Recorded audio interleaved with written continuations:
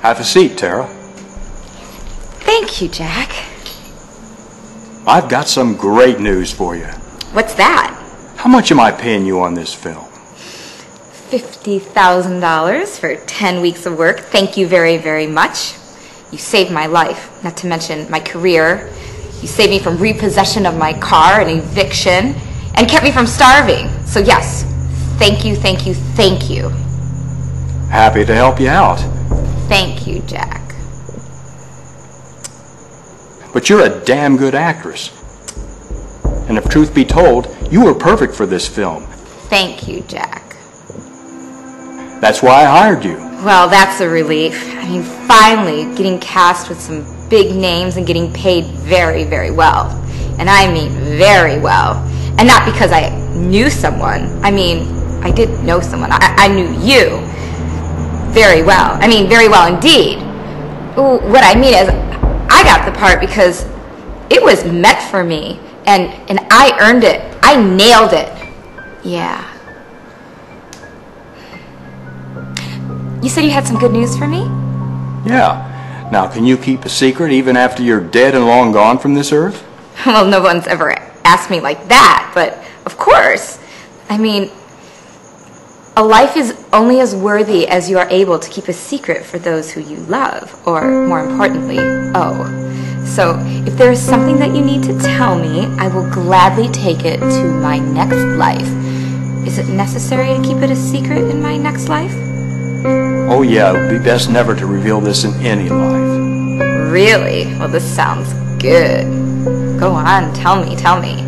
Well, the good news for you is I'm going to pay you royally for this little job. In fact, this job is so important that I'm willing to pay you 5 times what I'm paying you to act in the film. 5 times? That's $250,000. Yes, all in cash in a Swiss bank account that will draw enough interest on itself to eventually give you $1 million over the next 25 years. So you'll be able to go through life knowing you'll always be able to live out your days in peace and harmony, and to get whatever care you might need should you ever reach the point where you can no longer care for yourself. Well, that's quite a gift. I mean, to know all that. But why not just give it to me all at once, right now? Well, then everyone would know. My accountant has connections with all the newspapers and TV newsrooms. And if I were to pay you that type of money, it would be obvious that something's up. And I just can't have that with what I want you to do. Well, you don't want me to kill anybody, do you? Because I couldn't do that. I mean, not for $250,000. Well, maybe for $20 million or more, but I don't... For $250,000? I mean, Jack, come on.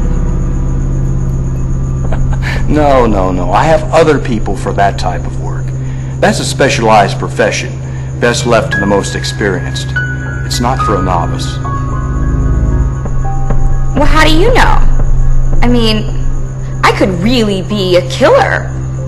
And you wouldn't even know, right? I mean, the best ones are the ones you least expect.